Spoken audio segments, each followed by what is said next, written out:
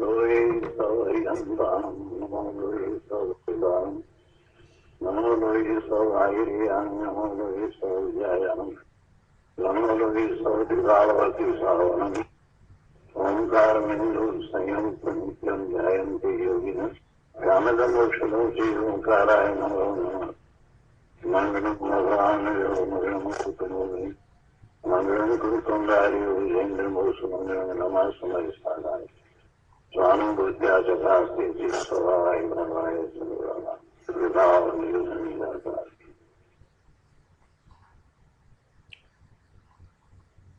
સમયસાર ભગવાન કુંકુંદાચાર્ય રચિત સમયસાર તથા ભગવાન અમૃતચંદ્રાચાર્ય રચિત આત્મખ્યાતિ ટીકા કળશ સહિત એનો સ્વાધ્યાય આપણે કરી રહ્યા છીએ.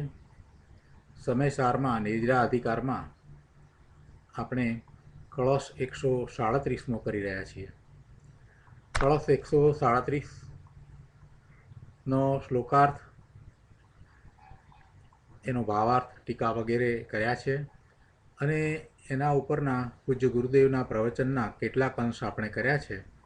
હવે આ કળશ ઉપર પૂજ્ય ગુરુદેવ કાંજી સ્વામીએ આપેલ પ્રવચનના વિશેષ અંશો આજે લઈએ. પ્રવચન રત્નાકર ભાગ 7મો, પાના નંબર 86, બીજા પેરેગ્રાફમાં અહીંયા ગુરુદેવ કહે છે કે પોતાને રાગ છે, રાગનો પ્રેમ છે, છતાં હું ધર્મી છું એમ અજ્ઞાની માને છે. તેને કહે છે કે ભાઈ, જેને શુભ ભાવની રુચિ એટલે કે પ્રેમ છે, જે શુભ ભાવને ભલો અને કર્તવ્ય માને છે, એ તો મિથ્યા દ્રષ્ટિ છે. તેને સમ્યક દર્શન હોય નહીં. જ્ઞાનીનો ભોગ નિર્જરાનો હેતુ છે એમ ગાથાઓ આવી પહેલાં, તો એ ગાથાઓની વિશેષ સ્પષ્ટતા કરતો આ કળશ છે કે ભોગ ખરેખર કાંઈ નિર્જરાનો હેતુ નથી. ભોગ નિર્જરાનો હેતુ હોઈ શકે નહીં. એ તો જ્ઞાનીએ જ્ઞાન સ્વભાવને આદર્યો છે, તેને નિજ આનંદ સ્વરૂપનો આશ્રય વર્તે છે. તેથી તેને જે ભોગનો રાગ આવે છે તેની તેને રુચિ નથી, તેનો તે સ્વામી થતો નથી અને તેથી તેને અનંતાનુબંધી કસાયની પહેલી ચોકડી ગઈ હોવાથી અતિ અલ્પ બંધ પડે છે. એટલે તે અપેક્ષાએ એમ કહ્યું કે નવો બંધ કર્યા વિના તે ખરી જાય છે, એમ ત્યાં વાત છે. પણ ખરેખર કાંઈ ભોગને કારણે નિર્જરા થાય છે એમ નથી. એટલે ભોગ કાંઈ નિર્જરાનો હેતુ છે એમ નથી. પણ ત્યાં જે અપેક્ષા સમજાવવામાં આવી છે એ દ્રષ્ટિના વિષયની મુખ્યતાથી વાત કરવામાં આવી છે. એટલે આ વાત આપણે ગઈકાલે કરી હતી. હવે આગળ સ્વાધ્યાય લઈએ. 86મા પાના ઉપર ચોથા પેરેગ્રાફમાં ગુરુદેવ સમજાવે છે કે જો પાઠમાં શું કહ્યું છે કે રાગીણોપ્યા ચરંતુ, એટલે કે રાગી જીવો અહિંસા એટલે પરની દયા, સત્ય, અચૌર્ય, બ્રહ્મચર્ય અને અપરિગ્રહ એમ 5 મહાવ્રતનું આચરણ કરે છે. અને કરે છે તો ભલે કરો, અને સાથે જોઈને ચાલવું, નિર્દોષ આહાર લેવો, હિત મિત બોલવું ઇત્યાદિ 5 સમિતિ પણ પાળે છે. ઉત્કૃષ્ટપણે એ સમિતિનું એમને આલંબન છે અને એને પાળે છે તો ભલે પાળો. પણ તે છતાં શુભભાવથી ધર્મ થાય છે એવી માન્યતાને કારણે તે મિથ્યા દ્રષ્ટિ જ છે. અને મિથ્યા દર્શન એ મોટામાં મોટું પાપ છે. ખોટી માન્યતા, ઊંધી શ્રદ્ધા, વિપરીત શ્રદ્ધા એ મિથ્યાત્વ, અને મિથ્યાત્વ મોટામાં મોટું પાપ હોવાથી મિથ્યા દ્રષ્ટિ એ પાપી છે. કેમ કે રાગમાં સુખબુદ્ધિ ઉપાદેય બુદ્ધિ છે, શુભ ભાવમાં ઉપાદેય બુદ્ધિ છે, એટલે એ રાગમાં ઉપાદેય બુદ્ધિ છે.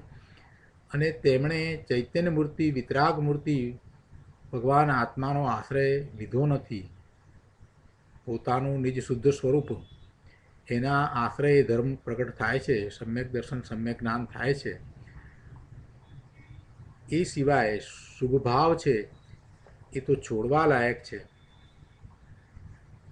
એટલે તેમને રાગમાં હે બુદ્ધિ અને નિજ ચૈતન્ય સ્વભાવમાં ઉપાદેય બુદ્ધિ નથી થઈ અને એ શુભ ભાવમાં છે, તો એ મિથ્યા દ્રષ્ટિ છે અને શુભ ભાવને ધર્મ માને છે. તેથી એવા મિથ્યાત્વને કારણે એમને પાપી છે એમ કહ્યું છે. વાત અઘરી પડે, પરંતુ જેમ છે તેમ યથાર્થ સમજવી પડશે ને પ્રભુ.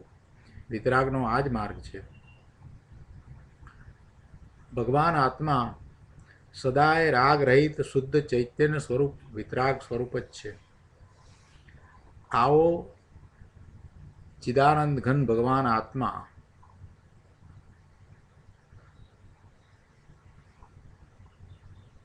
એને જેણે ઉપાદેય કર્યો, એને આદરણીય કર્યો છે, તેની પરિણતિમાં એને નિરાકુળ આનંદ પ્રાપ્ત થયો છે અને નિરાકુળ આનંદમય વિતરાગ પરિણતિ થઈ છે.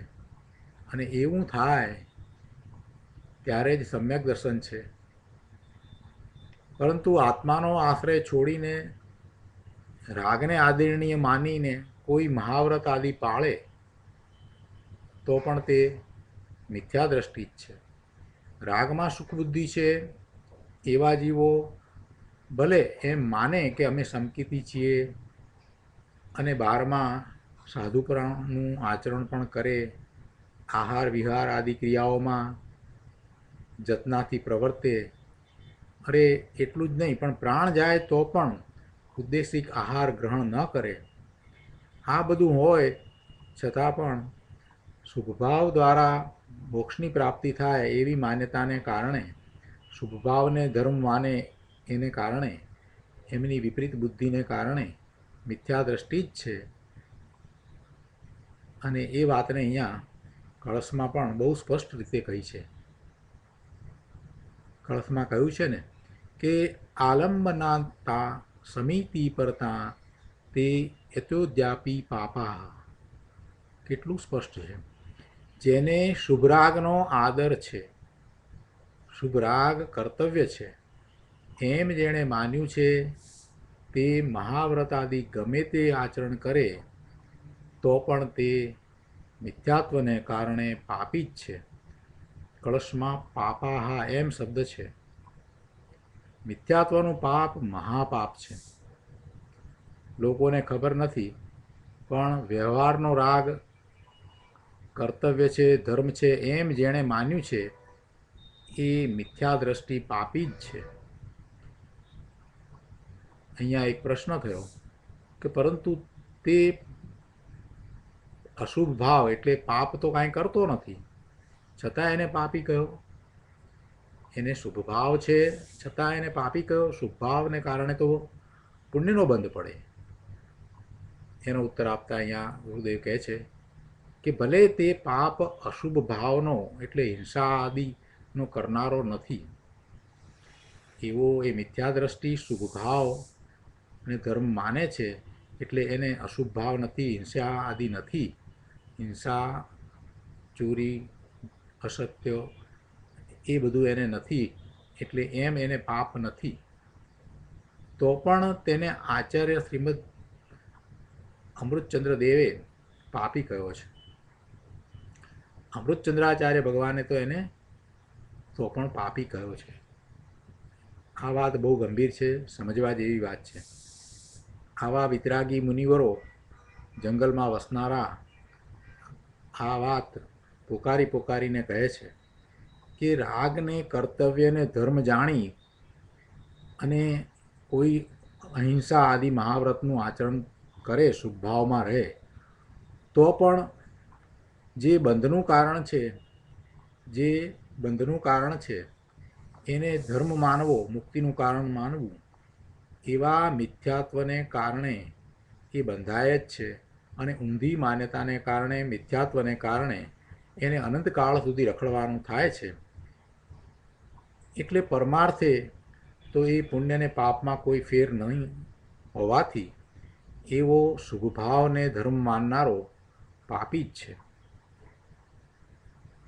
મિથ્યા દર્શનના અભાવરૂપ સમ્યક દર્શન નથી એટલે કે આત્માનો અનુભવ નથી, તો એ મિથ્યાત્વ સહિત એ પાપી જ છે. મિથ્યા દર્શન એ જ મૂળ પાપ છે, એ જ મોટામાં મોટું પાપ છે. ફરી પ્રશ્ન કર્યો કે પણ ચરણાનુયોગમાં તો મહાવ્રત આદિનું વિધાન તો છે ને. ચરણાનુયોગના શાસ્ત્રોમાં વ્યવહારથી એવા કથન આવે છે અને એમાં મહાવ્રત આદિનું પાળવું, સમિતિનું પાળવું, ગુપ્તી રાખવી, આવો બધો ઉપદેશ હોય છે. શ્રાવકને માટે પણ એવો ઉપદેશ છે, મુનિઓને માટે પણ એ પ્રકારે યથાયોગ્ય ઉપદેશ છે, અને એમાં શુભ ક્રિયાનો ઘણો ઉપદેશ આવે છે. એટલે મહાવ્રત સહિત મુનિ દશા વિના ચારિત્ર હોય નહીં એવી વાત પણ આવે, એ બધું આવે છે ને. એટલે અહીંયા કોઈએ પ્રશ્ન કર્યો કે તો શું પછી ચરણાનુયોગ ખોટો છે? ચરણાનુયોગમાં એ બધી વાત તો આવે છે ને, કે ચરણાનુયોગમાં મહાવ્રત આદિનું વિધાન તો છે ને. ગુરુદેવ કહે છે કે હા છે, પણ ચારેય અનુયોગોનો સાર વિતરાગતા જ છે, રાગ નહીં. જો કુંદકુંદાચાર્ય ભગવાને પણ રહેણસાર નામનો એક નાનો ગ્રંથ લખ્યો છે, એમાં પણ એવો ઉપદેશ કરવામાં આવ્યો છે. આચાર્ય પદ્મનંદીએ પણ આવા આચરણ વિશે ઘણો ઉપદેશ કર્યો છે. બધાએ એવો ઉપદેશ કર્યો છે, પણ મુખ્યતા શેની છે? તો કે સમ્યક દર્શન સહિત એવો શુભભાવ, એવું શુભ આચરણ, બાહ્યમાં વ્રત તપ આદિ સમ્યક દર્શન સહિત હોય એની ત્યાં વાત કરવામાં આવી છે. સમ્યક દર્શન હોય નહીં, દ્રષ્ટિ સમ્યક નથી, માન્યતા સમ્યક નથી, પોતાના સ્વરૂપના આશ્રય ધર્મ થાય છે એ વાતની હજી ખબર જ નથી, અને માત્ર બાહ્ય વ્રત તપ અંગીકાર કરી લેવાથી કે શુભભાવમાં રહેવાથી ધર્મ થાય છે એવું ત્યાં ચરણાનુયોગમાં કહ્યું નથી. ચરણાનુયોગના શાસ્ત્ર કોઈ પણ લઈએ, આચાર્ય પદ્મનંદીએ જે વાત કરી છે તો એમાં પણ એ વાત કરી છે કે સમ્યક દ્રષ્ટિ જો તું થયો હોય તો તને આ પ્રમાણે આચરણ હોવું જોઈએ, એમ કરીને વાત કરી છે. એટલે સમ્યક દર્શનની તો પહેલાં જ વાત કરી છે. સમ્યક દર્શન વિના માત્ર એવા ચારિત્ર લેવાની વાત કોઈ આચાર્યએ, કોઈ મુનિએ કરી નથી. એટલે અહીંયા સમજનો ફેર છે. ચરણાનુયોગના બધા જ શાસ્ત્રમાં સમ્યક દર્શન સહિત એવા આચરણ માટેનો અનુરોધ કરવામાં આવ્યો છે, એ વાતને ભૂલવી ન જોઈએ. અને સાથે એ વાત પણ કહી છે કે સમ્યક દર્શન નથી તો આ બધાને કારણે પુણ્યનો બંધ પડશે. પણ બંધ પડશે એ મહત્ત્વનું છે. પુણ્યનો બંધ પડે એમ નહીં, પણ બંધ પડશે એ વાતને સમજવાની છે. કે બંધ પડશે એટલે એનો અર્થ શું થયો? કે ભવના ભ્રમણ થશે. એટલે વસ્તુનું સ્વરૂપ જેમ છે તેમ સમજવું જોઈએ. અહીંયા ગુરુદેવે પણ આ વાત અહીંયા સરસ રીતે સમજાવી છે. ગુરુદેવ કહે છે કે હા ભાઈ, પણ ચારેય અનુયોગનો સાર વિતરાગતા જ છે. ક્યાંય એનો સાર એમ નથી કે ભાઈ તું શુભભાવમાં રહેજે ને શુભભાવ દ્વારા ધર્મની પ્રાપ્તિ થશે, એમ નથી. વિતરાગતા પ્રગટ કરવાને માટે જ બધી વાત જુદી જુદી અપેક્ષાએ કરવામાં આવી છે. પંચાસ્તિકાયની ગાથા 172માં છે કે ચારેય અનુયોગનું તાત્પર્ય વિતરાગતા છે.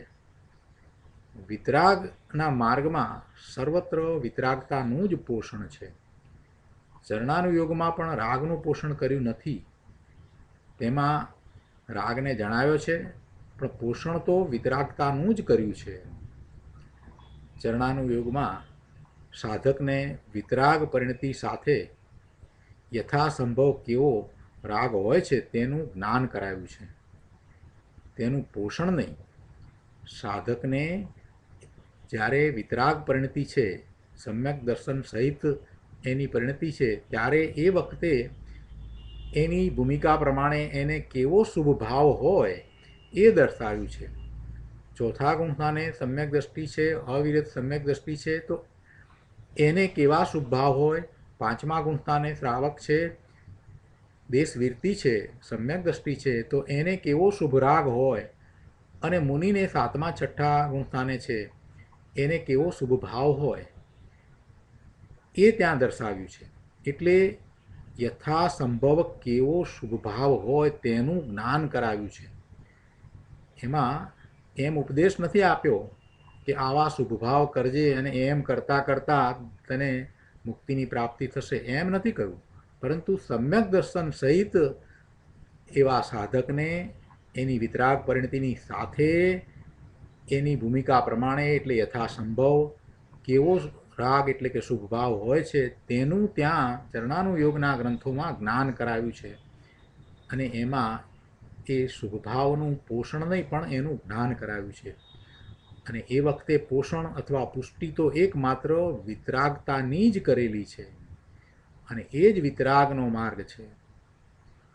શુભભાવના પ્રેમવાળાને આ કળશ બહુ આકરો લાગે, પણ શું થાય, વસ્તુ સ્થિતિ આવી છે. ગુરુદેવ કહે છે કે આ કળશ બહુ મહત્ત્વનો છે અને એને એમ જ યથાર્થ સમજવો જોઈએ, એ એમ જ સમજવા જેવો છે. આચાર્ય ભગવાને વાત કરી છે. આચાર્ય ભગવાનને તો આપણે પંચ પરમેષ્ટિમાં સ્થાન આપીએ અને એમની વાતમાં ક્યાંય ફેર હોય નહીં. એટલે વસ્તુના સ્વરૂપને જેમ છે તેમ સમજવું અને એમ જ ધર્મ માનવો. જુદી જુદી રીતે નિરૂપણ કરવામાં આવ્યું હોય પણ એને એમ ન લેવું. અહીંયા 88મા પાના ઉપર કહે છે, એક પ્રશ્ન છે કે પાપી એટલે અશુભ ભાવ કરનારો તો 9મી ગ્રહ સુધી જઈ શકે નહીં, ત્યારે આ મહાવ્રત આદિનો પાળનારો તો 9મી ગ્રહ સુધી જાય છે ને, તો પછી એને પાપી કેમ કહ્યો? જે પાપી કહ્યો છે એ સંબંધી હજી વાત એને ગળે ઉતરતી નથી ને, એટલે. પણ અપેક્ષાથી કહ્યો છે એ વાત હજી પકડતો નથી. અપેક્ષાને નહીં પકડે ત્યાં સુધી એને આ પ્રશ્ન થયા જ કરશે. ગુરુદેવ એ વાત પણ સમજાવે છે કે ભાઈ પાપી 9મી ગ્રહિક ન જાય એ સાચું. પુણ્યને કારણે જે 9મી ગ્રહિક સુધી જાય, પણ આ પુણ્ય ઉપજાવીને એ 9મી ગ્રહિક જાય છે એ વાત બરાબર છે, છતાં પણ એ બંધ જ છે ને, પુણ્યનો બંધ જ છે ને. નિશ્ચયથી તો પુણ્ય પણ ખરેખર શું છે? બંધનું જ કારણ છે ને, એ મુક્તિનું કારણ તો નથી ને. એટલા માટે પુણ્ય હોય કે પાપ હોય, બંને બંધના કારણ હોવાથી બંનેને એક સમાન જ કહેવામાં આવ્યા છે. યોગસારમાં દોહા 71માં યોગીન્દ્ર દેવે વાત કરી છે કે પાપ તત્વને પાપ તો જાણે જગ સૌ કોઈ, પુણ્ય તત્વ પણ પાપ છે કહે અનુભવી બુદ્ધ કોઈ. એટલે જ્ઞાની પુરુષ એ જાણે છે કે પુણ્ય હોય કે પાપ હોય બંને બંધના જ કારણ છે, એ મુક્તિના કારણ નથી. અને જો એ બે વચ્ચે ભેદ કરી અને શુભભાવની પુણ્યની રુચિ કરવામાં આવશે તો પછી શુદ્ધ ભાવમાં જઈ શકાશે જ નહીં. જો પુણ્ય દ્વારા પોતાના સ્વરૂપની પ્રાપ્તિ થાય એવી ઊંધી માન્યતા હશે તો એવા મિથ્યાત્વને કારણે અનંતકાળ સુધી રખડવું પડશે. મૂળ પાપની વાત અહીંયા છે તો એમાં મિથ્યાત્વ છે એની મુખ્યતાથી અહીંયા વાત કરવામાં આવી છે. મૂળ પાપ જે મિથ્યાત્વ તે સહિત એ શુભભાવને કારણે એ દેવલોકમાં જાય, પણ એથી કરીને એને શું ફાયદો છે? મિથ્યાત્વ તો ગયું નથી. મિથ્યાત્વને તો મોટામાં મોટું પાપ કહ્યું છે. મૂળ પાપ જ મિથ્યાત્વ છે અને મિથ્યાત્વ હયાત છે, મિથ્યાત્વ છે. અને પછી જે કંઈ શુભ ક્રિયા શુભ ભાવ વર્તે એથી શું ફાયદો? એટલે એ અપેક્ષાથી એને પાપી કહ્યો છે. છેલ્લા પેરેગ્રાફમાં કહે છે કે જેણે આશ્રવ બંધરૂપ પુણ્ય પાપના ભાવને આદરણીય માન્યા છે તેણે સંવર, નિજરા અને મોક્ષને જાણ્યા જ નથી, એના સાચા સ્વરૂપને એ સમજ્યો જ નથી. કેમ કે આશ્રવ એટલે શુભભાવ દ્વારા પણ આશ્રવ અને બંધ થાય છે, પુણ્ય દ્વારા પણ એને આશ્રવ અને બંધ થાય છે. એટલે પછી અશુભ ભાવ પાપને એ પાપ માને, છોડવા લાયક માને, અને પુણ્યને એ આદરણીય સમજે તો એમાં તો નરી મૂર્ખાઈ જ છે.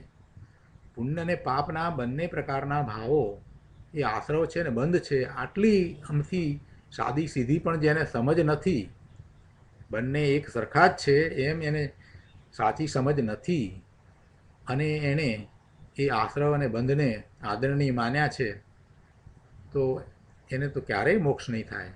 એને તો સંવર, નિજરા અને મોક્ષ તત્વને જાણ્યા પણ નથી. તેણે પોતાના આત્માને અને પરને ભિન્ન ભિન્ન જાણ્યું જ નથી. રાગ હોય એ જુદી ચીજ છે અને રાગની રુચિ હોવી એ જુદી ચીજ છે.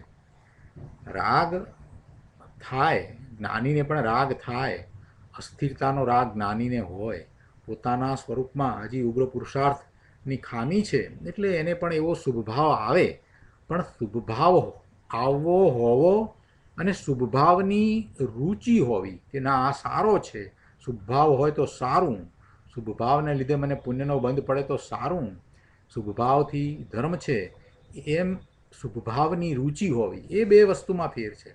શુભભાવ આવવો અને શુભભાવની રુચિ એ બે વાતમાં ઘણો ફેર છે. શુભભાવ આવે જ, સાધક જીવને શુભભાવ આવ્યા વિના રહેશે જ નહીં, કેમ કે શુદ્ધ ભાવમાં તો થોડી ક્ષણ પૂરતો જ એ રહે છે, બાકીનો વધુ સમય તો એ બહારમાં જ હોય છે અને બહારમાં હોય ત્યારે એને વિશેષતાથી શુભભાવ જ હોય છે.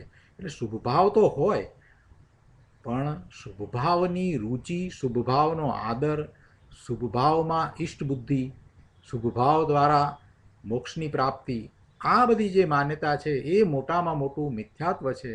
અને એવા મિથ્યાત્વને કારણે જેને રખડવાનું થાય છે એને અહીંયા તો સમજાવ્યું છે કે ભાઈ તારી થોડીક વાતમાં ફેર છે, તારી થોડી સમજમાં ફેર છે, એને કારણે તું રખડ્યો છે. તે ભૂતકાળમાં એવા શુભભાવ કર્યા છે, મુનિવ્રત ધારણ કર્યું છે, બધું કર્યું છે, છતાં તું કેમ રખડ્યો છો? કારણ કે તને શુભભાવની રુચિ હતી.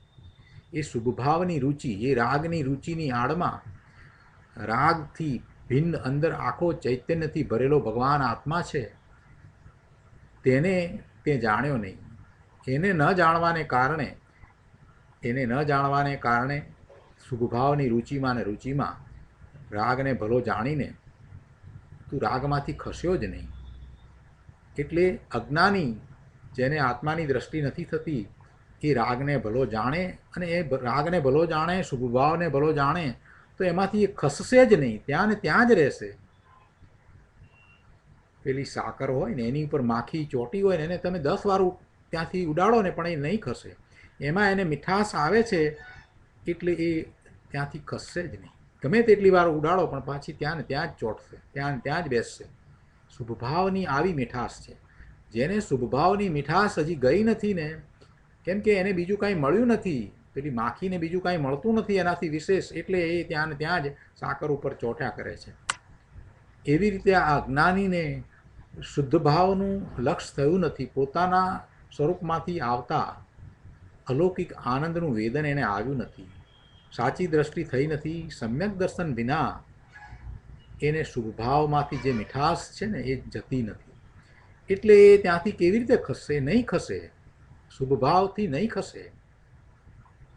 જ્યારે જ્ઞાની, જેને આત્માની દ્રષ્ટિ થઈ છે, જેને સમ્યક્ત્વ છે, એવો જ્ઞાની, એને આત્માની રુચિ છે, એને આત્મામાંથી આવતા અલૌકિક આનંદનું વેદન એક વખત અનુભવ્યું છે, પોતાનું સાચું સ્વરૂપ એણે અનુભવ સહિત જાણ્યું છે. એટલે એને તો હવે પોતે કોણ છે એ સ્પષ્ટ છે, એને તો એનું ભેદ જ્ઞાન છે. પોતા વિશે હવે એને કોઈ ભ્રાંતિ નથી, ભ્રમ નથી. એને એમ નથી કે હું મનુષ્ય છું, હું પુરુષ છું કે હું સ્ત્રી છું, એમ નથી. હું કોણ છું એ એને સ્પષ્ટ અનુભવમાં આવ્યું છે. એટલે હવે એને બીજું કાંઈ રૂચતું નથી, માત્ર આત્માની જ રુચિ છે. અને એવા જ્ઞાનીને આત્માની રુચિ છે એટલે એને કોઈ શુભભાવની રુચિ નથી, એને રાગની, શુભભાવની અરુચિ છે. એને શુભભાવ આવે છે પણ એને રુચિ નથી. એ રાગને ઉપાધિ જાણે છે અને આત્મરુચિના બળે તેને દૂર કરે છે. આત્માનું મહાત્મ્ય છે, એની રુચિ છે, અને એના બળ દ્વારા એ પેલા શુભભાવને છોડે છે, દૂર કરે છે, શુદ્ધ ભાવનો પુરુષાર્થ કરે છે. ગુરુદેવ કહે છે કે હા, જ્ઞાની અને અજ્ઞાનીના અભિપ્રાયમાં આસમાન જમીનનો ફરક છે. અજ્ઞાની તો ઉપાધિ ભાવને પોતાનો જાણી, અજ્ઞાની ઉપાધિ ભાવને પોતાનો જાણી એને લાભદાયક માને છે. અને તેથી જ અહીં કહ્યું છે કે અજ્ઞાની એ 5 મહાવ્રતનું આચરણ કરે, ચોખ્ખા 5 મહાવ્રતનું આચરણ કરે, એટલે કે દોષ વિનાના 5 મહાવ્રતનું આચરણ કરે, 28 મૂળ ગુણ સહિત નગ્ન દિગંબર મુનિ થાય અને બરાબર વ્રત તપ બરાબર હોય, 5 સમિતિ પણ બરાબર હોય, તે છતાં જો એને પોતાના સ્વરૂપનો સ્પર્શ કર્યો નથી, સમ્યક દર્શન થયું નથી અને માન્યતામાં એ બાહ્ય વ્રત તપ ને મુક્તિનું કારણ, મોક્ષનું કારણ સમજતો હોય, એને જ ધર્મ માનતો હોય, એના પ્રત્યે જ એને સભાનતા રહેતી હોય, એવો એને શુભ ભાવ જ દ્રષ્ટિગોચર થતો હોય અને સ્વરૂપનું લક્ષ્ય જ થતું ન હોય, તો એવી માન્યતાવાળો એ અજ્ઞાની છે, એ મિથ્યા દ્રષ્ટિ છે. અને મિથ્યા દ્રષ્ટિ છે તો પછી એ મિથ્યાત્વને કારણે પાપી જ છે. ગુરુદેવ કહે છે કે ભાઈ, વિતરાગની આજ્ઞા તો વિતરાગતા પ્રગટ કરવાની છે. દિનેશ્વર ભગવાનની આજ્ઞામાં, એમની આમન્યામાં, એમના પ્રરૂપિત ધર્મમાં જો મુખ્યતા કોઈ વાતની હોય તો એકમાત્ર વિતરાગતા પ્રગટ કરવાની જ વાત છે. અનેક પ્રકારે એ વાતને આચાર્યો એ સમજાવી છે. ગણધર ભગવાને જે 12 અંગ અને 14 પૂર્વની રચના કરી છે, એમાં મુખ્યતા તો વિતરાગતા પ્રગટ કરવાની જ છે. કેમ કે તીર્થંકર ભગવાન, કેવળી ભગવાને પૂર્ણ વિતરાગતા પ્રગટ કરી છે, એટલે એમની વાણીમાં, એમના ઉપદેશમાં, એમની ઓમકાર ધ્વનિમાં આ જ વાત છે કે વિતરાગતા પ્રગટ કરવી. જીવ વિતરાગી છે, એનો મૂળ સ્વભાવ જ વિતરાગી છે, એટલે ક્યાંય ફાંફા માર્યા વગર વિતરાગતા પ્રગટ કરવા સિવાય બીજું મારે કાંઈ કરવાનું નથી, એનો નિર્ધાર કરી અને એમ શાસ્ત્રોનો અભ્યાસ કરવો જોઈએ. રાગને પ્રગટ કરવાની વાત શાસ્ત્રોમાં નથી કરી. રાગને પ્રગટ કરવાની અને એને આદરણીય માનવાની એવી કોઈ આજ્ઞા વિતરાગી ભગવાને કરી નથી. તીર્થંકર ભગવાને, કેવળી ભગવાને એવી આજ્ઞા કરી નથી, એવો ઉપદેશ આપ્યો જ નથી. એટલે શુભભાવને જે રીતે સમજાવ્યો છે તે રીતે જ સમજવો જોઈએ, એવો ઉપદેશ નથી. એ વાતને બરાબર પકડવું જોઈએ. આગળ પણ અહીંયા 89મા પાના ઉપર છેલ્લા પેરેગ્રાફમાં કહે છે, છેલ્લેથી બીજા પેરેગ્રાફમાં કહે છે કે અજ્ઞાની અહિંસા આદિ 5 મહાવ્રત પાળે, ઈર્યા, ભાષા, એષણા આદિ 5 સમિતિ પાળે, ચોખ્ખે ચોખ્ખા બરાબર પાળે, અતિચાર વિનાના પાળે, છતાં પણ તે પાપી છે. આ વાત આકરી લાગે, પણ એને સમજવાની જરૂર છે. કેમ પાપી છે? તો કહે છે કે યતઃ આત્મા અનાત્મા અવગમ વિરહાત, કારણ કે તે આત્મા અને અનાત્માના જ્ઞાનથી રહિત છે. આત્મા અને અનાત્મા એનું ભેદ જ્ઞાન નથી. આત્મા પોતાનું નિજ સ્વરૂપ અને તે સિવાય બીજું બધું પર, અનાત્મા એનું એને ભેદ જ્ઞાન નથી. જ્ઞાયક સ્વરૂપી ભગવાન આત્મા છે અને રાગ છે તે આશ્રવ અનાત્મા છે. રાગ છે એ બધો અનાત્મા છે, કેમ કે એ આશ્રવ છે, એ એનો નથી, એના સ્વરૂપમાં નથી. એના સ્વરૂપમાં આશ્રવ કાંઈ કરવાવાળો નથી, એ બહાર જ છે, બહારની ચીજ છે. હવે જેણે રાગને, શુભ ભાવને, વ્રત તપના પરિણામને ભલા માન્યા છે, તેને આત્મા અને અનાત્માની ખબર નથી. ભલું તો એણે શું માનવું જોઈતું હતું? પોતાનું નિજ શુદ્ધ સ્વરૂપ, પોતાનો આત્મા જે શુદ્ધ ત્રિકાળી જ્ઞાયક છે, એ જ ભલો છે, એ જ આશ્રય કરવા લાયક છે, એ જ આદરણીય છે, એમ માનવું જોઈતું હતું. એના બદલે એ શુભ ભાવને, એ વ્રત તપના ભાવને ભલા માને છે, તો એને એ અનાત્માની રુચિ છે, એટલે એ અનાત્માની રુચિથી મિથ્યા દ્રષ્ટિ થાય છે. એટલે રાગને, જેણે રાગને, વ્રતના પરિણામને ભલા માન્યા છે, એને આત્માની રુચિ નથી અને આત્માની ખબર પણ નથી. એને તો અનાત્માની ખબર છે અને અનાત્માની રુચિ છે. આત્માથી જુદો અનાત્મા છે એમ એને ખબર નથી. તત્વાર્થ સૂત્રમાં વ્રત અને અવ્રત બંને પરિણામને આશ્રવ કહ્યા છે. મોક્ષ માર્ગ પ્રકાશકમાં પણ આવે છે કે જો તમે અશુભ ભાવને પાપ માનો છો અને શુભ ભાવને ધર્મ માનો છો તો પુણ્ય ક્યાં ગયું? જો આ વાત બહુ સરસ રીતે ગુરુદેવે સમજાવી છે કે તમે શુભ ભાવને ધર્મ માન્યો, બરાબર છે. દરેક શુભ ભાવ છે એ શુભ ભાવ દ્વારા ધર્મ છે, તો શુભ ભાવ ધર્મ છે અને અશુભ ભાવ પાપ છે. તો પછી પુણ્ય શેનાથી સમજવું? પુણ્ય ક્યાં ગયું? આમ તો પુણ્ય, પાપ અને ધર્મ ત્રણ વસ્તુનો જો વિચાર કરવા બેસીએ તો તમે શુભ ભાવને ધર્મ કહી દીધો અને અશુભ ભાવને પાપ કહ્યું, તો પછી પુણ્ય ક્યાં ગયું? એ રીતે વિચાર કરીએ તો પણ ખ્યાલ આવે છે કે શુભ ભાવ એ પુણ્ય છે, અશુભ ભાવ એ પાપ છે અને શુદ્ધ ભાવ છે તે ધર્મ છે. બહુ સ્પષ્ટ રીતે સમજાય એવું છે. પ્રભુ ગુરુદેવ સમજાવે છે કે હિંસા આદિના ભાવ પાપ છે અને દયા, વ્રત, તપ આદિના ભાવ એ ધર્મ છે. એમ તમે માન્યું તો પછી પુણ્ય કોને કહેવું? શુભ ભાવને તમે ધર્મ કહ્યો અને અશુભ ભાવને પાપ કહ્યો, તો પછી પુણ્ય ક્યાં ગયું?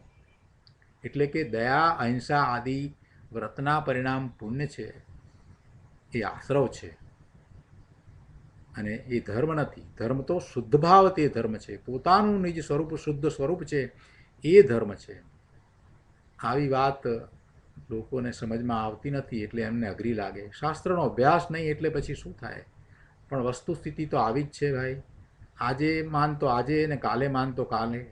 જ્યારે પણ માનીશ ત્યારે તારે આ વાતને આમ જ માનવી પડશે, આમ જ સ્વીકારવી પડશે. એ સિવાય તને ધર્મ થશે નહીં. હવે આગળ અહીંયા પાના નંબર 90 ઉપર કળશ 137 ભાવાર્થ ઉપરનું પ્રવચન છે. એમાં ગુરુદેવ કહે છે કે જેને રાગમાં રુચિ છે, પરદ્રવ્ય પ્રત્યેના આશ્રયનું પ્રેમ છે, તેને અનંતાનુબંધીનો રાગ થતો હોય છે. પરદ્રવ્ય પ્રત્યેના આશ્રયનો પ્રેમ છે તેને અનંતાનુબંધીનો રાગ થતો હોય છે. તે ભલે માને કે હું સમ્યક દ્રષ્ટિ છું, મને બંધ નથી, તો પણ ખરેખર તે મિથ્યા દ્રષ્ટિ જ છે. કેમ કે જે દ્વારા સમ્યક્ત્વ પ્રગટ થાય એવું પોતાનું નિજ સ્વરૂપ શુદ્ધ સ્વરૂપ એની રુચિ નથી, એનું મહાત્મા આવ્યું નથી અને એવા શુદ્ધ સ્વરૂપની પ્રાપ્તિનો એણે પુરુષાર્થ કર્યો જ નથી, એટલે એ શુભભાવ દ્વારા ધર્મ માની અને પુણ્યનો બંધ તો જ કરશે. શુભભાવને કારણે એને પુણ્યનો બંધ તો થશે, પણ પછી એ પુણ્યનો ઉદય પૂરો થતાં એ પાછો ક્યાં જશે? અને એ વખતે જ્યારે પુણ્યનો ઉદય હશે એ વખતે પણ એને પોતાના સ્વરૂપનું મહાત્મા નહીં હોવાથી એ પુણ્યને કારણે, પુણ્યના ઉદયને કારણે જે સંયોગો આવ્યા હશે એની સાથે જોડાઈ અને એ પાપનો બંધ કરશે. એ પાપનો જ બંધ કરવાનો છે. એટલે છેવટે તો એને ભવનું ભ્રમણ જ થશે અને એમ થતાં એને અનંત અનુબંધ થશે. એટલે જેને પરદ્રવ્ય પ્રત્યેના આશ્રયનો પ્રેમ છે તેને તો અનંતાનુબંધીનો રાગ થતો હોય છે. તે ભલે માને કે હું સમ્યક દ્રષ્ટિ છું, મને કંઈ વાંધો નથી, મને બંધ નથી એમ માને, પણ ખરેખર એમ છે નહીં. એ મિથ્યા દ્રષ્ટિ જ છે. સમ્યક દ્રષ્ટિને એવો વિચાર આવે નહીં. સમ્યક દ્રષ્ટિની માન્યતા તો જુદી હોય. સમ્યક દ્રષ્ટિ તો શુભભાવ દ્વારા ધર્મ થાય એમ માનતો જ નથી. શુભભાવ આવે જ અને શુભભાવને છોડીને શુદ્ધભાવ દ્વારા ધર્મ થાય એ માન્યતા તો એને દ્રઢ છે અને એવો જ એનો પુરુષાર્થ હોય છે. એટલે સમ્યક દ્રષ્ટિની માન્યતા અને મિથ્યા દ્રષ્ટિની માન્યતામાં ઘણો ફેર છે. સમ્યક દ્રષ્ટિના શુભભાવ અને મિથ્યા દ્રષ્ટિના શુભભાવમાં પણ ઘણો ફેર છે. મિથ્યા દ્રષ્ટિને શુભભાવ ઇષ્ટપણે છે, સમ્યક દ્રષ્ટિને શુભભાવ જે છે તે હેયપણે છે, એમાં એને ઇષ્ટ બુદ્ધિ નથી. અહીંયા કહે છે કે આવો જીવ, મિથ્યા દ્રષ્ટિ જીવ, ભલે અહિંસા આદિ 5 મહાવ્રત પાળે કે જોઈને ચાલવું, વિચારીને બોલવું, નિર્દોષ આહાર લેવો ઇત્યાદિ પાળે તો પણ તે મિથ્યાત્વને કારણે પાપી જ છે. કેમ કે તેને સ્વ પરનું ભેદ વિજ્ઞાન નથી. ભેદ જ્ઞાન નથી અને પરનો નું કર્તાપણું છે ત્યાં સુધી જીવ સમ્યક દ્રષ્ટિ હોઈ શકે જ નહીં. પરમાં કર્તૃત્વ બુદ્ધિ અને સ્વર પરના ભેદ જ્ઞાનના અભાવને કારણે જીવ રખડ્યો છે. બીજું કોઈ કારણ એને રખડવાનું નથી. પોતાના સ્વરૂપને જાણ્યું નથી, જેવું છે તેવું જાણ્યું નથી, એટલે જીવ રખડ્યો છે. એટલે સ્વ પરના ભેદ વિજ્ઞાનના અભાવથી જીવને રખડવું થયું છે. જ્ઞાન આનંદ સ્વભાવિક ચૈતન્ય માત્ર વસ્તુ ભગવાન આત્મા તે હું એ જ સ્વ અને આ પરના લક્ષ્ય થતા શુભ ભાવ, આ રાગ આદિ ભાવ, એ બધું ભલે મારી પર્યાયમાં થાય છે છતાં એ મારું નથી, એ મને સ્પર્શતું નથી, મારા દ્રવ્યમાં નથી, મારા ત્રિકાળી સ્વભાવમાં નથી, એ મારાથી ભિન્ન છે, એ પર છે. એવું ભેદ વિજ્ઞાન ન હોવાને કારણે એ ભલે 12મા વ્રત સમિતિ બધું પાળે તે છતાં પણ એ મિથ્યા દ્રષ્ટિ છે, પાપી છે.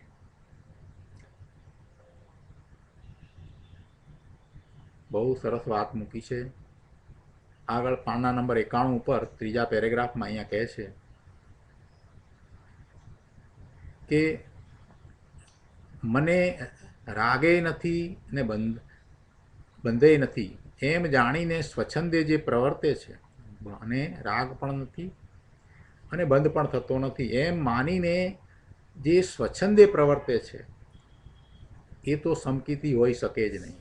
કેમ કે સમકીતિને સ્વચ્છંદે પ્રવર્તવું હોય જ નહીં. સમકીતિ સ્વચ્છંદે પ્રવર્તે જ નહીં. એની દ્રષ્ટિ બરાબર હોય, સમ્યક હોય, એ શુભભાવ દ્વારા ધર્મ નથી એમ જાણે, તે છતાંય એને શુભભાવ જ હોય.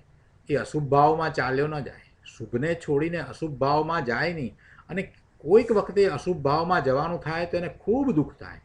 અને શુભ ભાવમાં જવાનું થયું છે તો પણ એ શુભ ભાવનો એને આદર ન હોય. શુભ ભાવ અટકવાનું સ્થાન છે અને એ પણ બંધનું કારણ છે. એવી જ સમ્યક દ્રષ્ટિને શ્રદ્ધા, માન્યતા અને એવું જ એનું પરિણમન પણ હોય. એટલે એ સ્વચ્છંદે તો પ્રવર્તે જ નહીં.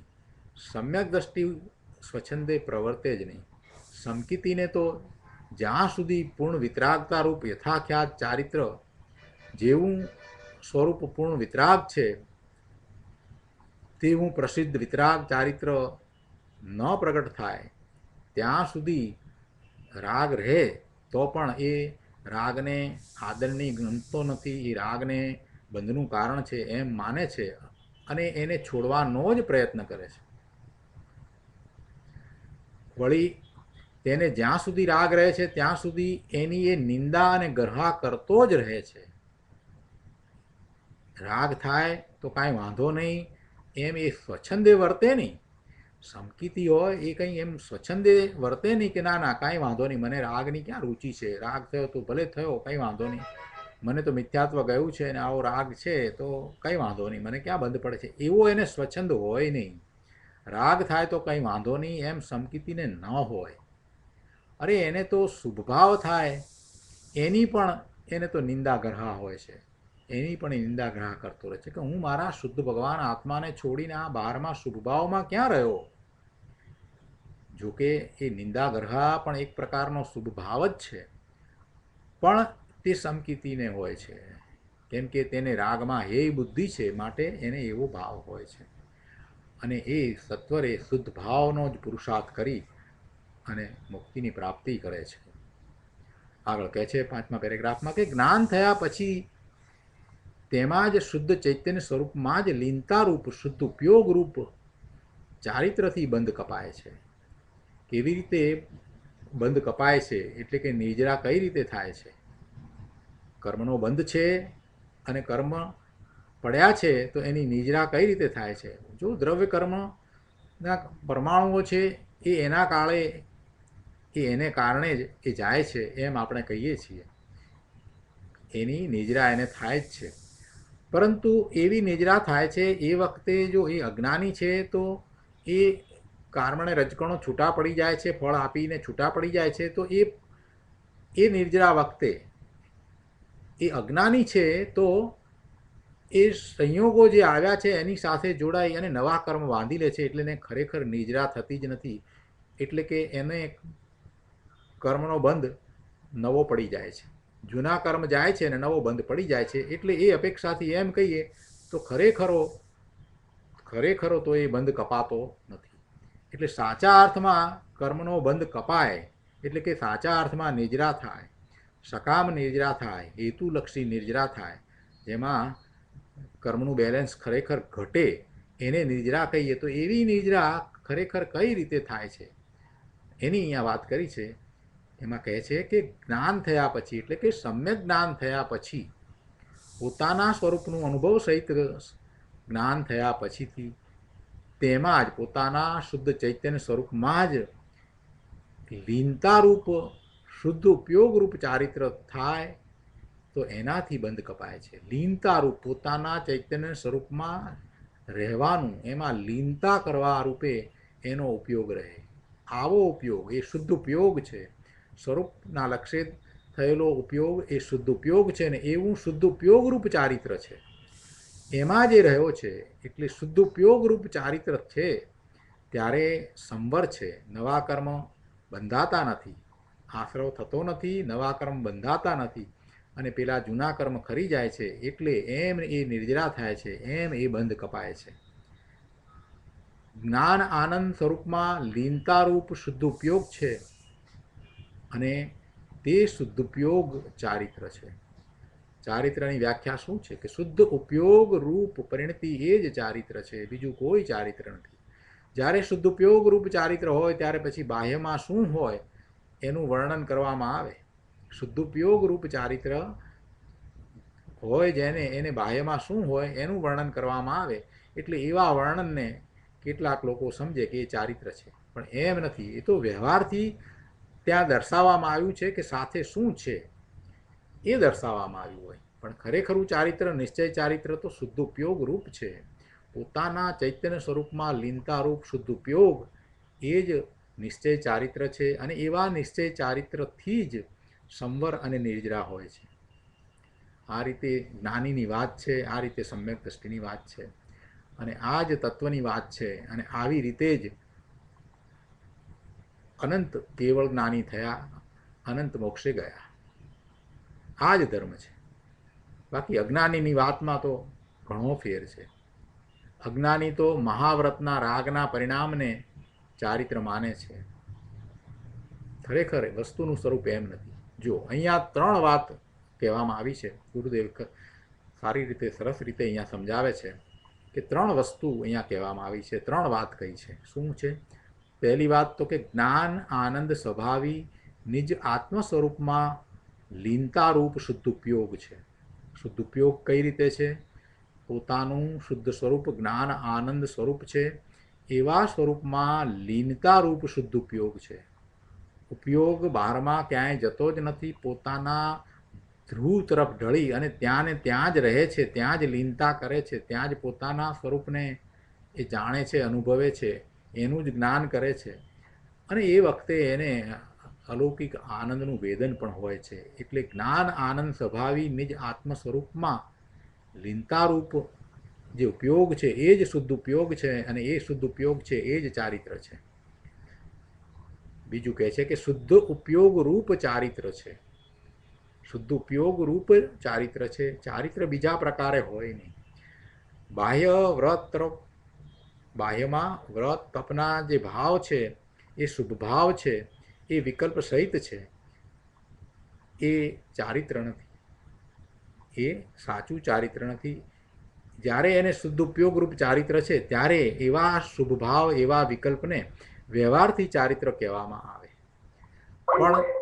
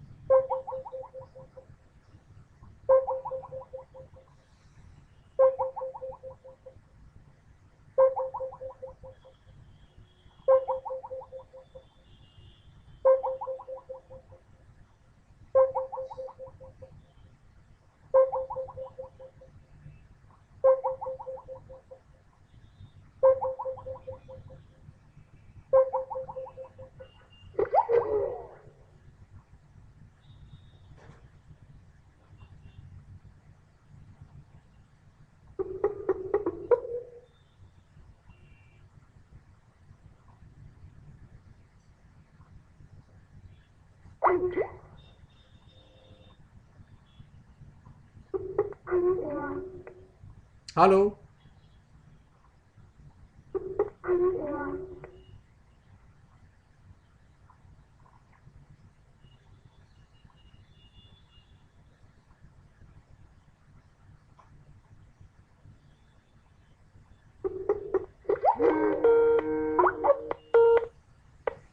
હાલો. હા હલો ઓકે ઓકે. હવે આવી ગયું. હલો હા, બરાબર છે. હા ઓકે. ઓકે. તો અહીંયા 3 વાત કહેવામાં આવી છે, આપણે એની વાત કરી રહ્યા છીએ કે શુદ્ધ ઉપયોગ રૂપ ચારિત્ર છે. બીજી વાતને ગુરુદેવ સમજાવે છે કે ચારિત્ર એ શુદ્ધ ઉપયોગ રૂપે છે. અને ત્રીજી વાત કે આવા શુદ્ધ ઉપયોગ રૂપ ચારિત્રથી બંધ કપાય છે, એટલે કે સાચા અર્થમાં નિજરા થાય છે. પરંતુ મહાવ્રતના પરિણામ કે નગ્નપણું એ કાંઈ ચારિત્ર નથી, અને તે વડે બંધ કપાય છે એમ પણ નથી. એ શુભભાવ છે, એ શુભભાવ છે. આગળ કહે છે કે જ્ઞાન સ્વરૂપ ભગવાન આત્માનું સ્વસંવેદન પ્રગટ થયા પછી, એટલે કે સમ્યક દર્શન થયા પછી તેમાં જ લીનતારૂપ શુદ્ધ ઉપયોગ પ્રગટ કરે તે ચારિત્ર છે. સ્વરૂપમાં ચરે રમે તે ચારિત્ર, સ્વરૂપમાં રમણતા કરે એ ચારિત્ર. સ્વરૂપમાં રમણતારૂપ શુદ્ધ ઉપયોગ છે અને તે જ ચારિત્ર છે. જ્યારે શુભાશુભ ભાવ એ અશુદ્ધ ઉપયોગ છે અને તે ચારિત્ર નથી. અહીંયા કહે છે કે શુદ્ધ ઉપયોગરૂપ ચારિત્રથી બંધ છેદાય છે, બંધ કપાય છે, પણ શુભરાગથી કંઈ બંધ છેદાતો નથી. શુભરાગથી તો નવો બંધ પડે છે. હવે અહીંયા પાના નંબર 92 ઉપર જે વાત આવી કે વ્રત સમિતિના પરિણામ શુભ કાર્ય છે, ધર્મ નહીં, એ બધું છે. અને તે છતાં પણ અને એને 5 વ્રત છે અને 5 સમિતિ છે, તે છતાં પણ મિથ્યાત્વને કારણે એને પાપી કહ્યો છે. તો એનો વધારે વિસ્તાર આપતા, એનું સમાધાન આપતા અહીંયા 5મા પેરેગ્રાફમાં વાત કરે છે કે સિદ્ધાંતમાં ખરેખર પાપની વ્યાખ્યા એ મિથ્યાત્વ છે. એટલે સિદ્ધાંતમાં પાપ કોને કહ્યું? તો કે મિથ્યાત્વને જ પાપ કહ્યું છે. મિથ્યાત્વને જ પાપ કહ્યું છે. જ્યાં સુધી મિથ્યાત્વ રહે ત્યાં સુધી શુભ અશુભ સર્વ ક્રિયાને અધ્યાત્મમાં પરમાર્થે પાપ જ કહેવાય છે. હવે આ વાતનો વિસ્તાર ગુરુદેવે બહુ સરસ કર્યો છે અને ગુરુદેવ સમજાવે છે કે જુઓ, સિદ્ધાંતમાં પાપ મિથ્યાત્વને જ કહ્યું છે એમ અહીંયા એકાંત કરી નાખ્યું છે ને. તો શું છે એ વાત? રાગાદી ભાવ, અશુભ ભાવ એ પાપ નથી. રાગાદી અશુભ ભાવ જે છે એ પાપ નથી, મિથ્યાત્વ જ પાપ છે. ગુરુદેવ કહે છે કે ભાઈ સાંભળ, મિથ્યાત્વથી જ સંસાર છે, એટલે મિથ્યાત્વ એ જ સંસાર, ને મિથ્યાત્વ એ જ આશ્રવ, ને મિથ્યાત્વ એ જ બંધનું કારણ. એટલા માટે મિથ્યાત્વ જ પાપ છે. મિથ્યાત્વને કારણે જ સંસાર છે, મિથ્યાત્વથી જ આશ્રવ છે, અને મિથ્યાત્વને કારણે જ બંધ થાય છે. માટે એ મિથ્યાત્વ છે એ મોટામાં મોટું પાપ છે. અને અન્ય અશુભ ભાવ, રાગાદિના અશુભ ભાવ એ પાપ છે, પણ એને તો અહીંયા ગૌણ કરીને વાત કરી છે. અહીં તો મૂળ પાપ મિથ્યાત્વ જ છે એની વાત લીધી છે. મિથ્યાત્વ છે ત્યાં સુધી એ પાપ જ છે, પણ મિથ્યાત્વ ગયું છે અને ક્યારેક કોઈક અશુભ ભાવ છે તો એને કંઈ વધારે લાંબો સમય રખડવાનું થતું નથી અને એવા બંધ પડતા નથી. પણ જેનું મિથ્યાત્વ ગયું જ નથી એને તો આનંદ ભોગ કરવા પડે છે. એટલે અહીંયા મુખ્યતઃ મિથ્યાત્વની લઈને વાત કરી છે. એટલે કહે છે કે અહીં તો મૂળ પાપ મિથ્યાત્વ જ છે એમ વાત છે. પછી એ વખતે વ્રત આદિ પુણ્યના પરિણામ હોય અને એવા પરિણામને ધર્મનું કારણ માને તો એ પણ મિથ્યાત્વ છે, અને એવું મિથ્યાત્વ છે એને પણ એ પાપ કહ્યું. મિથ્યાત્વ એ મૂળ તો પાપ છે. એ વાતનો સ્વીકાર થયા પછીથી જે વાતમાં મિથ્યાત્વ હોય એ બધું પાપ ગણાય. એટલે એ અપેક્ષાથી જોઈએ તો પછી વ્રત આદિ પુણ્યના પરિણામ છે એને એ ધર્મ માને અથવા ધર્મનું કારણ માને તો મિથ્યાત્વ છે. વ્રત આદિને મિથ્યાત્વ નથી કહ્યું, પણ વ્રત આદિ દ્વારા ધર્મ છે એમ માન્યતાને મિથ્યાત્વ કહ્યું છે. શુભ ભાવ વ્રત આદિનો ભાવ જે છે એ ભાવ તો બરાબર છે, પણ એ ભાવ છે તે શુભ ભાવ છે એમ જો માને છે તો સમ્યક્ત્વ છે. પણ એ ભાવ ધર્મ છે એમ જો માને તો એ મિથ્યા માન્યતા છે. શુભ ભાવ છે એ શુભ ભાવ જે છે એ દ્વારા ધર્મ ન થાય એવી જેની માન્યતા છે અને પોતાના સ્વરૂપના આશ્રય ધર્મ થાય એવી જેની માન્યતા છે અને એવા સમ્યક દ્રષ્ટિના વ્રત તપ આદિ જે છે એને પણ હોય અને એ વ્રત તપ આદિ સમ્યક હોય છે. એટલે એવા વ્રત તપ આદિ છે એને કંઈ અહીંયા મિથ્યાત્વ કહ્યું છે એમ નથી. અને મિથ્યા દ્રષ્ટિને પણ એવા વ્રત તપ આદિ હોય, પણ એ વ્રત તપ આદિ જે છે એ શુભભાવ છે એને એ એમ માને કે ધર્મ છે તો એ માન્યતા છે તે મિથ્યાત્વ છે. પેલા વ્રત તપ આદિનો નિષેધ કરવામાં નથી આવ્યો. વ્રત તપ આદિ હોય તો ભલે રહ્યા, પણ એ ધર્મ નથી. બસ આટલી વાત સમજવાની છે. વ્રત તપ આદિનો નિષેધ નથી કર્યો. કોઈ મહાપુરુષોએ એમ નથી કર્યું કે વ્રત તપ આદિ છોડી દેવા, એમ નથી કર્યું. પણ એને ધર્મ ન માનવો, પોતાના સ્વરૂપમાં જવાની મુખ્યતા કરી અને જે માન્યતાઓ બીજી અનેક પ્રકારની ધર્મના લક્ષ્ય હોય એ બધી માન્યતાઓને છોડવી. માત્ર પોતાના સ્વરૂપનો આશ્રય અને એ આશ્રય દ્વારા જ ધર્મ પ્રગટ થાય એ વાતને છોડવી નહીં. એટલે વાત બહુ સ્પષ્ટ કરી દીધી છે કે વ્રત આદિ પુણ્યના પરિણામને ધર્મ અથવા ધર્મનું કારણ માને તે મિથ્યાત્વ છે, અને એ મિથ્યાત્વ જ મૂળ પાપ છે. અને વિશેષ સ્પષ્ટ કરે છે કે જ્યાં સુધી મિથ્યાત્વ રહે ત્યાં સુધી શુભ ને અશુભ એ સર્વ ક્રિયાઓને અધ્યાત્મમાં પરમાર્થે પાપ જ કહ્યું છે. એને પરમાર્થે પાપ કહેવામાં આવ્યું છે. છેલ્લે વાત કરે છે કંઈ તો ભગવાનના આગમમાં આવેલી આ વાત છે. એક વાત એ છે કે મિથ્યાત્વ એ જ મૂળ પાપ છે, અને બીજી વાત એ છે કે જ્યાં સુધી મિથ્યાત્વ રહે ત્યાં સુધી શુભ કે અશુભ સર્વ ક્રિયાઓને અધ્યાત્મમાં પરમાર્થે પાપ જ કહી છે. આવી વાત છે. આગળ પાના નંબર 93 ઉપર બીજા પેરેગ્રાફમાં કહે છે કે પરમાર્થે શુભ ક્રિયાને પાપ કહેવામાં આવે છે તો પણ વ્યવહાર નયે તેને અશુભ પાપના પરિણામ છોડાવીને શુભ પરિણામમાં પ્રવર્તવા માટે પુણ્ય પણ કહે છે.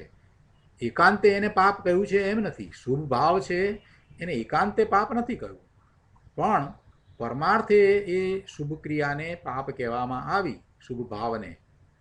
એટલે શુભ ભાવ દ્વારા ધર્મ છે એવી માન્યતા સહિત જે મિથ્યા દ્રષ્ટિ છે એના એ શુભ ભાવને એમ કહેવામાં આવ્યું કે એના એ શુભ ભાવ ભલે પુણ્યબંધનું કારણ છતાં પણ એ પાપ બરાબર જ છે, કેમ કે બંધનું કારણ છે.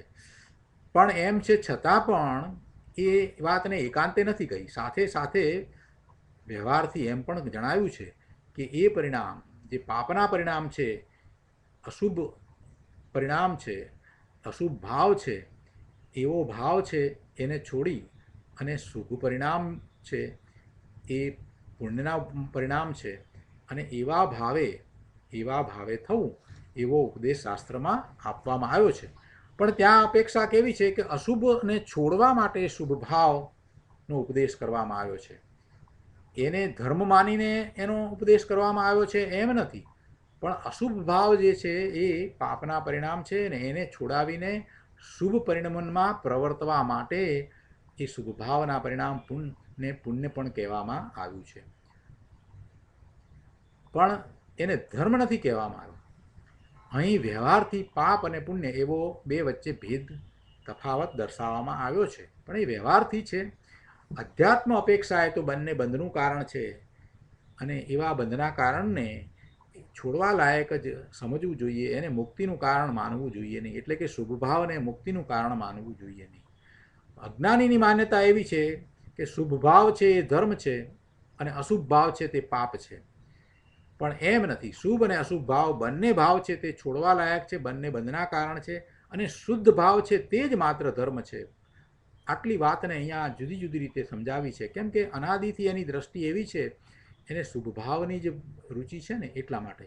શુભ ભાવને છોડવાની વાત નથી, પણ શુભ ભાવની રુચિ, શુભ ભાવ દ્વારા ધર્મ છે એવી માન્યતાને છોડવાની છે.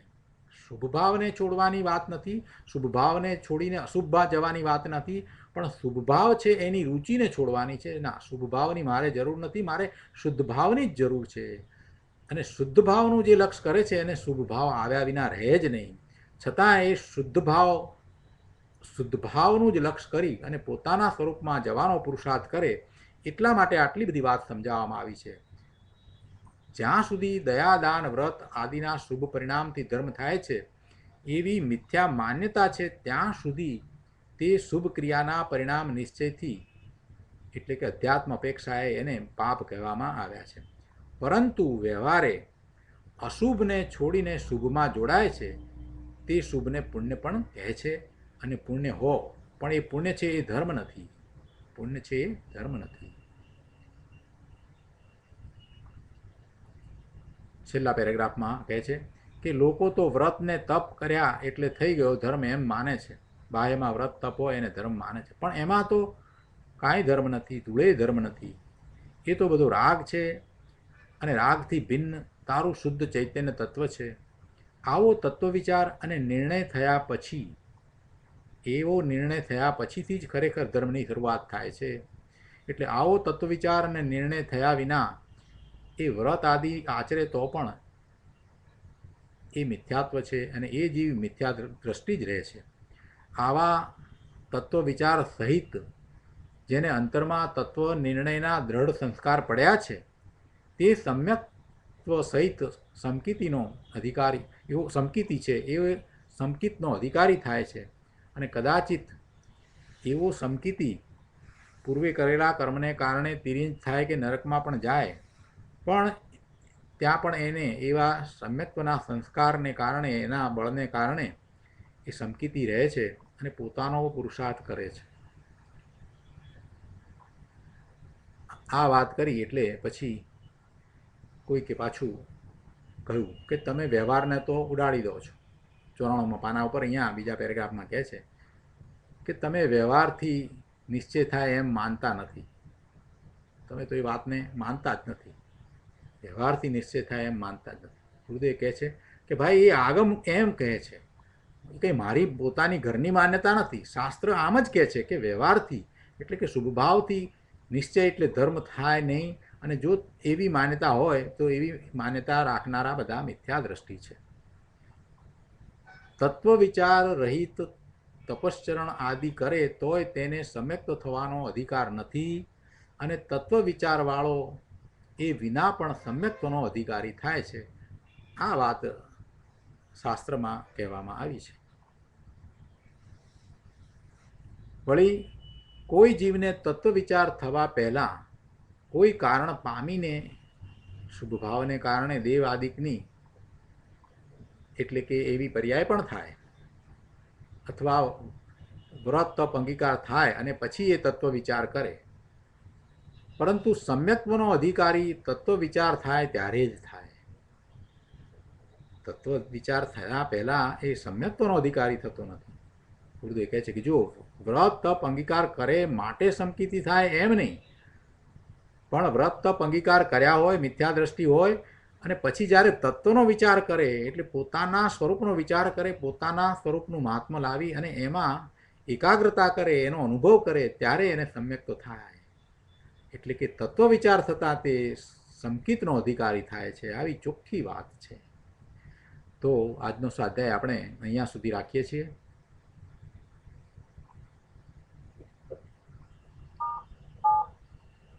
Conversation mode is on. Everyone can now be heard.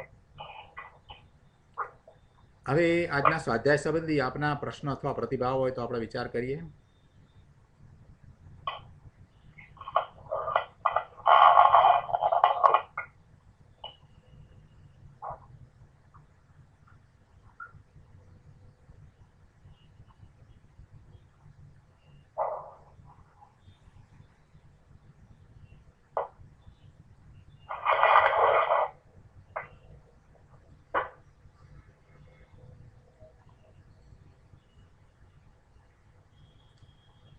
પૂજ્ય ગુરુદેવે આ કળશ ઉપર ઘણી વાત કરી છે.